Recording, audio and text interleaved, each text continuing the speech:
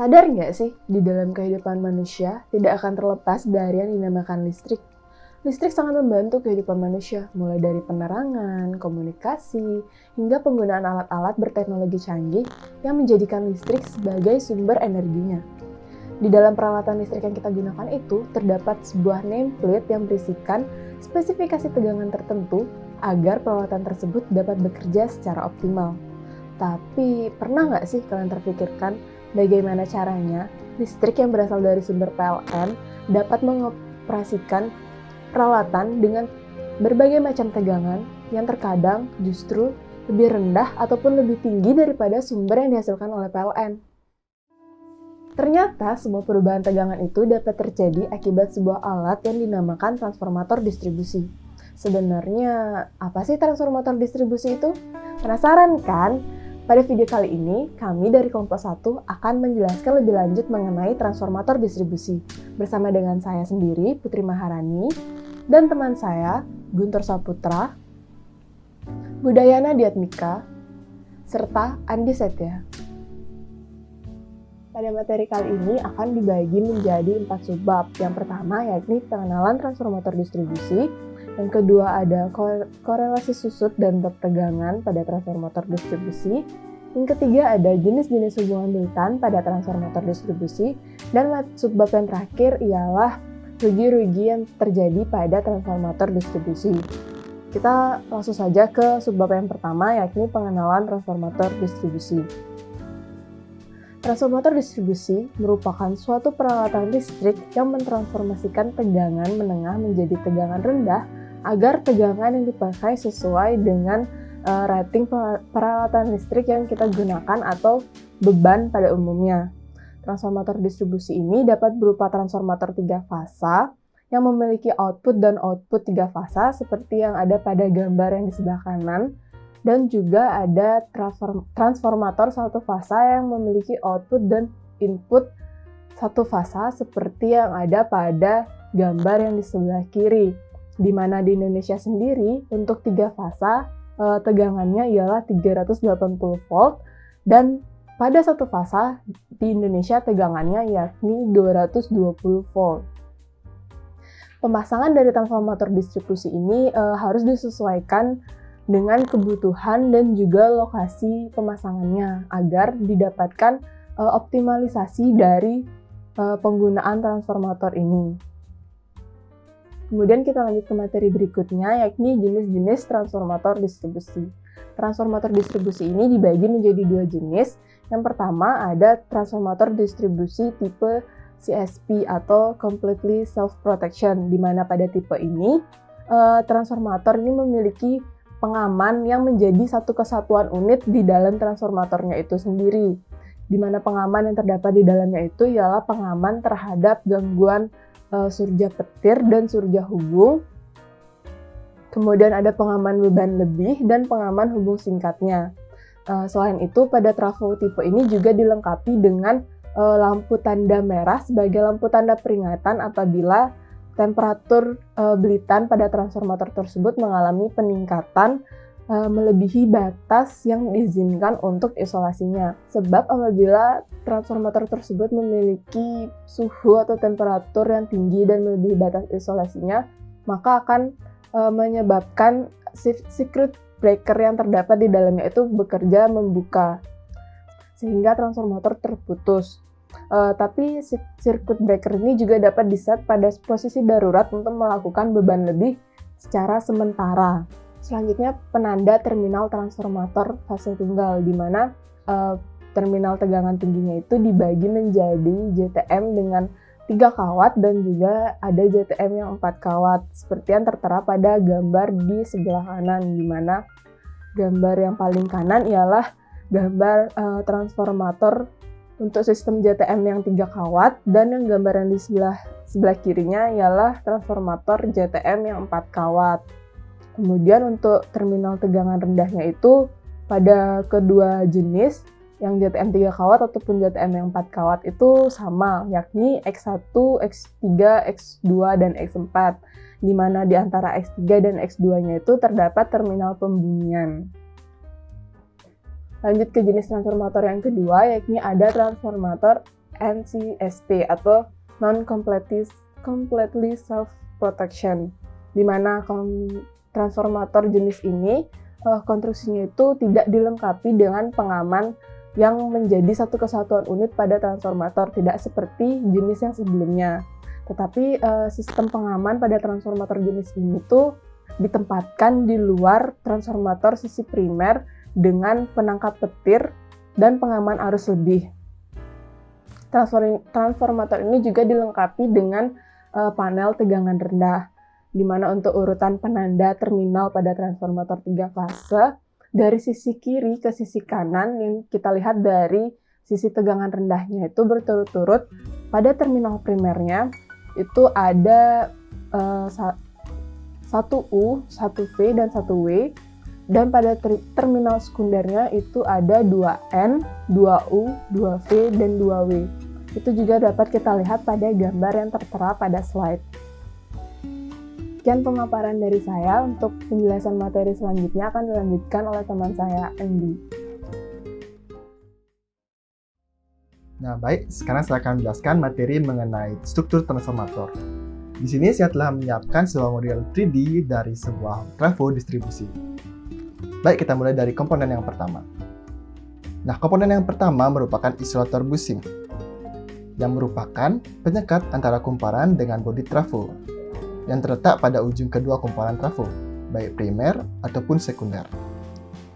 Nah, pada model ini terlihat dua busing dengan ukuran yang berbeda, di mana busing yang lebih besar merupakan busing untuk sisi primer, sedangkan busing yang berukuran lebih kecil merupakan busing untuk sisi sekunder trafo. Bagian yang kedua merupakan minyak trafo.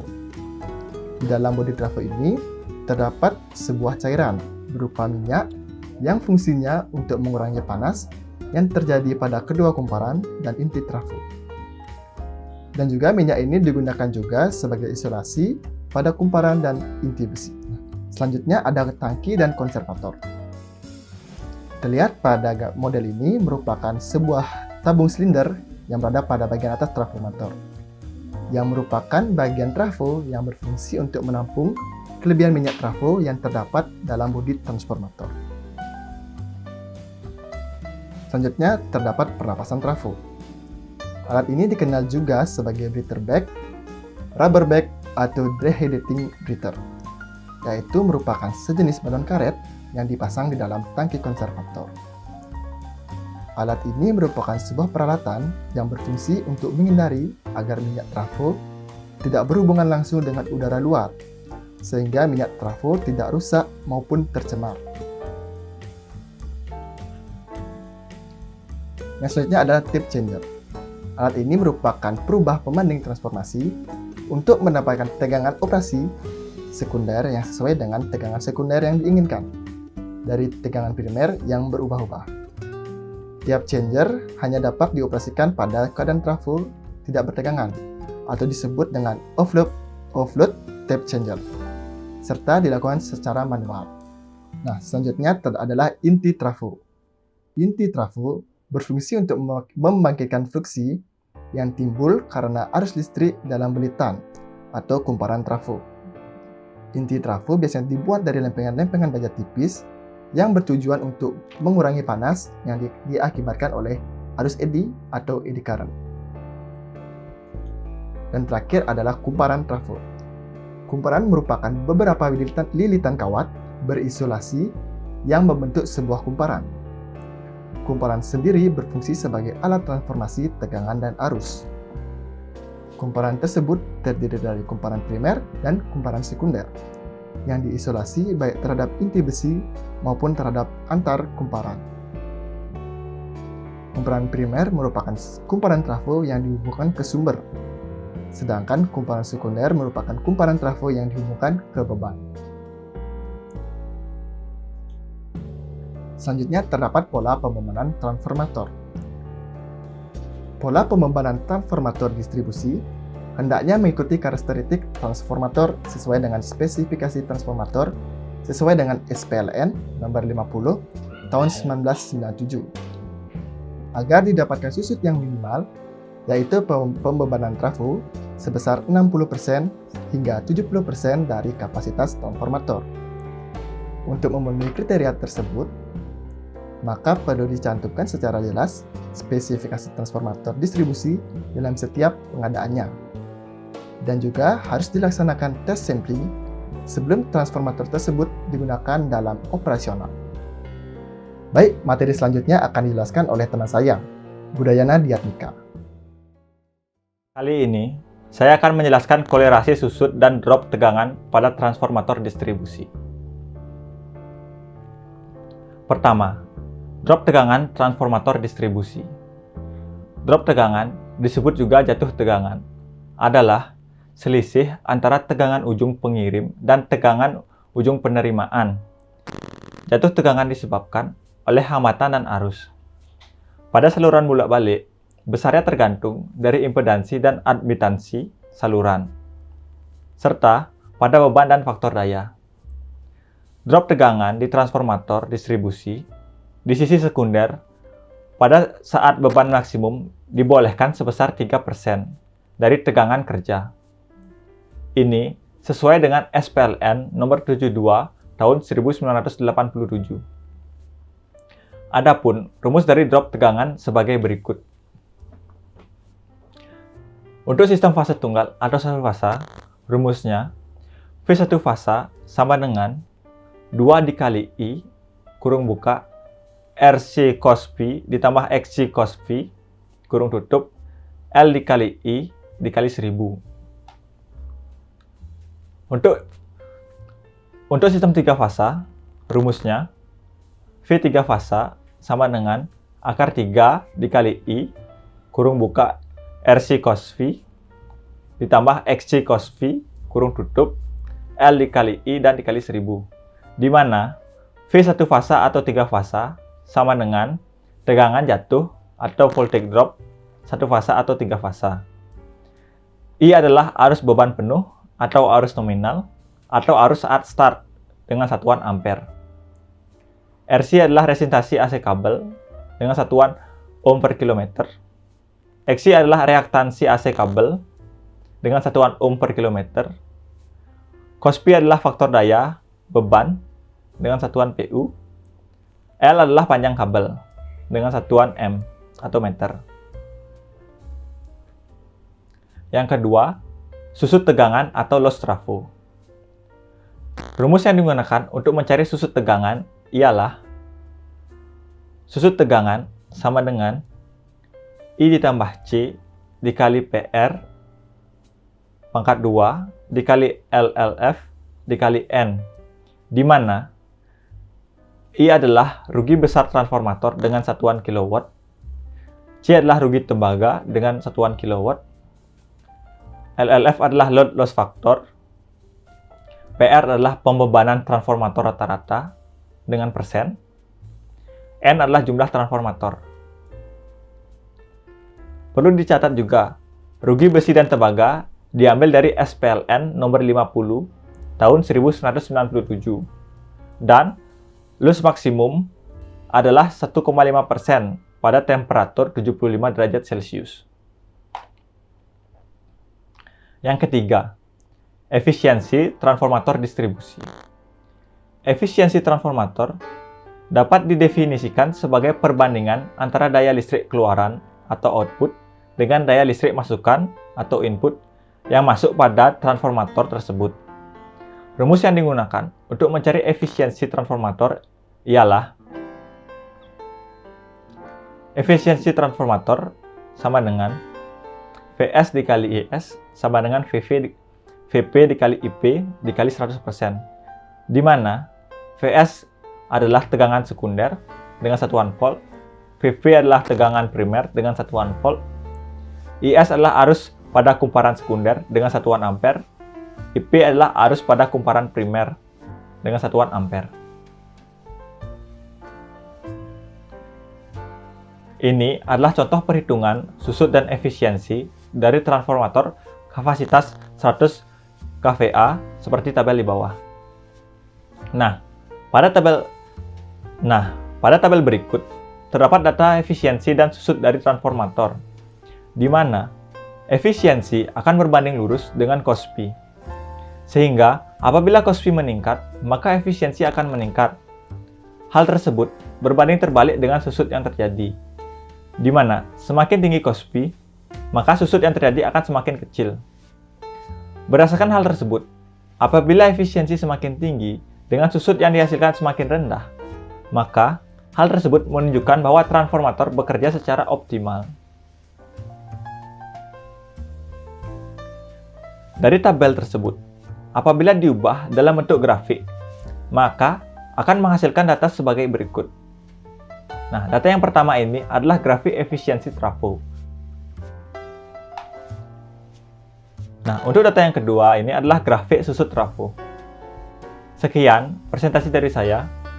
Materi selanjutnya akan dilanjutkan oleh Guntur Saputra. Jadi, saya akan melanjutkan presentasi dari Budayana, di mana saya akan menjelaskan mengenai jenis-jenis hubungan belitan pada transformator. Jadi, di dalam hubungan pada transformator 3 fasa, pada prinsipnya adalah metode atau cara merangkai kumparan di sisi primer dan sekunder. Umumnya dikenal 3 cara untuk merangkai kumparan pada transformator 3 fasa, yaitu hubungan bintang, hubungan delta, dan hubungan zigzag.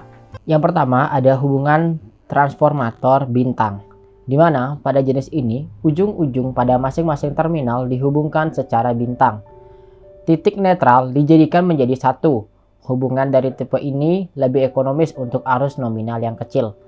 Pada transformator tegangan tinggi, jumlah dari lilitan per fasa dan jumlah isolasi minimum karena tegangan fasa 1/3 tegangan jala-jala atau line. Juga tidak ada perubahan fasa antara tegangan primer dengan sekunder. Bila beban pada sisi sekunder dari transformator tidak seimbang, maka tegangan fasa dari sisi beban akan berubah kecuali titik bintang dibumikan.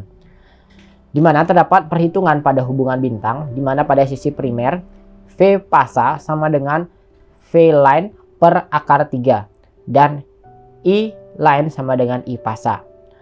Sedangkan pada sisi sekunder juga sama, yaitu V fasa sama dengan V line per akar 3 dan I line sama dengan I fasa.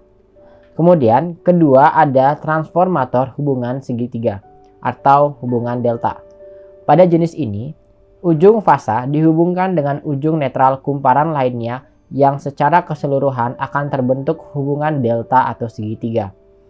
Hubungan ini umumnya digunakan pada sistem yang menyalurkan arus besar pada tegangan rendah dan yang paling utama saat keberlangsungan dari pelayanan harus dipelihara meskipun salah satu fasa mengalami kegagalan.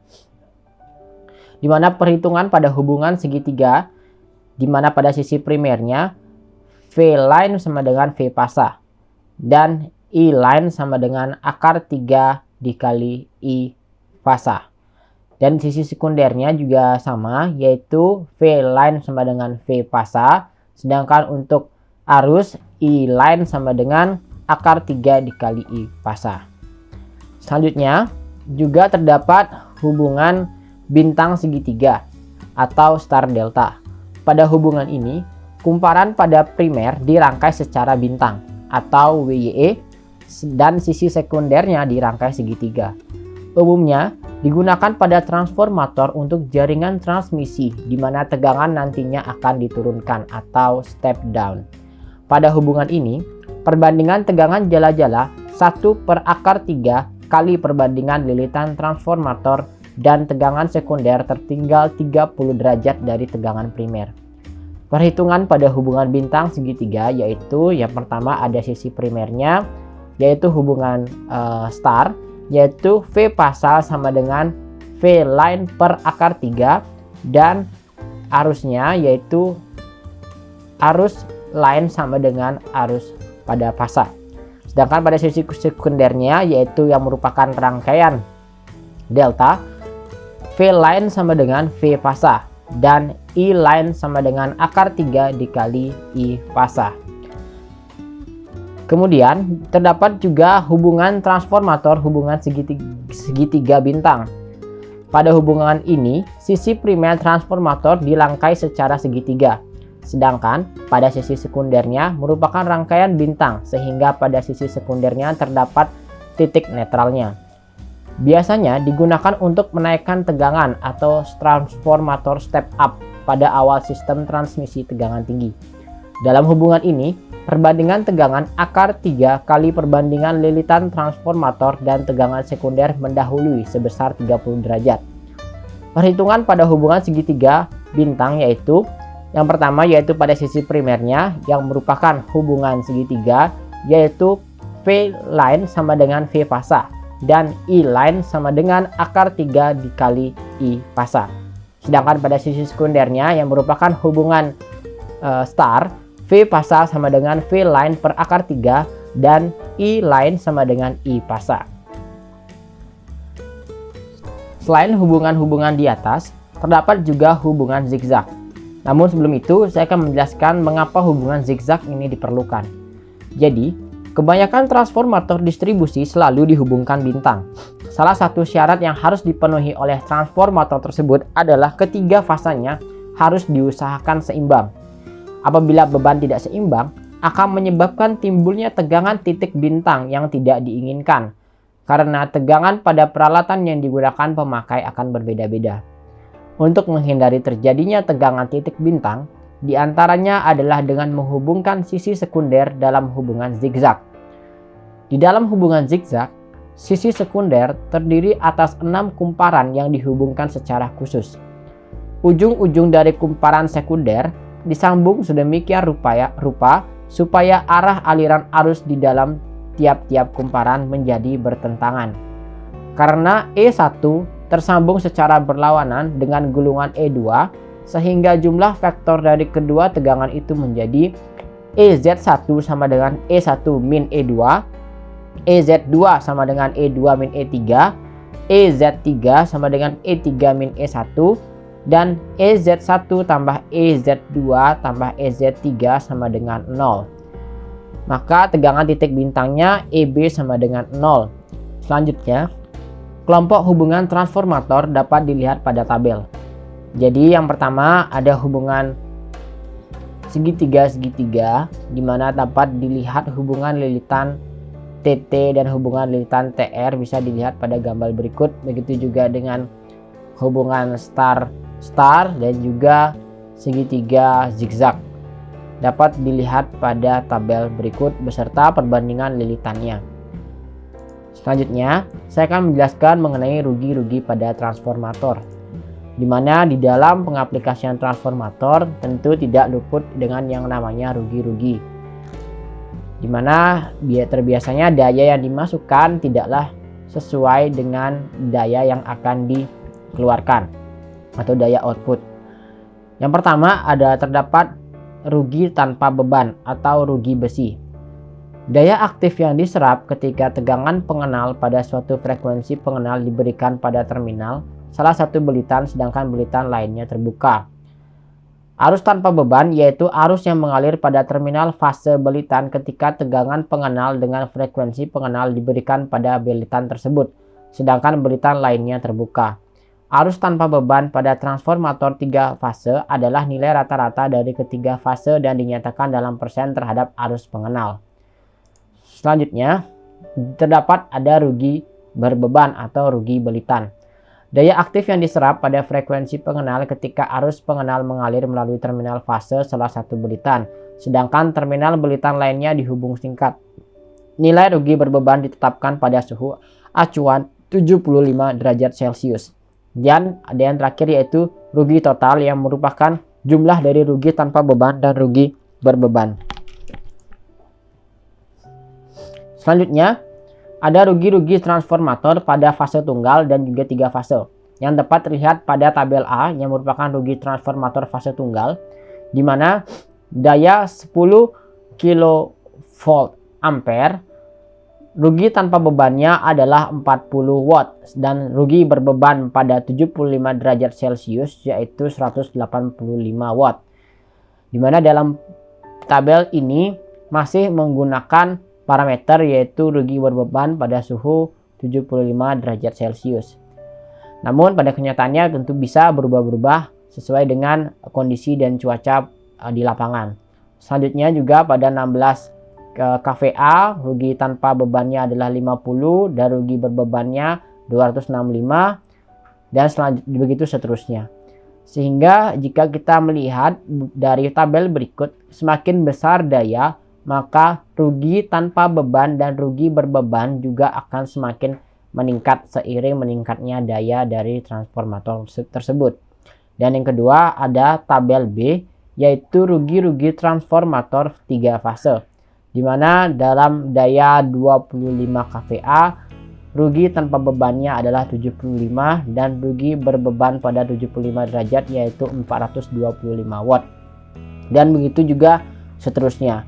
Dalam rugi-rugi transformator 3 fase juga kita bisa melihat bahwa semakin besar dayanya maka rugi tanpa beban dan rugi berbebannya juga semakin tinggi. Sekian presentasi dari saya. Mohon maaf apabila terdapat kesalahan kata. Saya tutup dengan Parama Santi. Om Santi Santi Santi Om.